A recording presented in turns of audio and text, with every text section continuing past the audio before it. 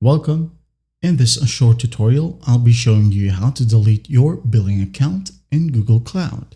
All right, so first up, go ahead over to console.cloud.google.com. Now, once you're in here, go to the top left and click on this three horizontal lines. Click on it. Now go ahead over to billing. Okay, click on billing, wait for it to load. Now go ahead over to manage billing accounts. Click on it. In the list, you'll be able to see your active billing accounts. All right. Now to delete one, all you have to do is just click on the billing account. For example, this demo billing account right here. I'm just going to click on it.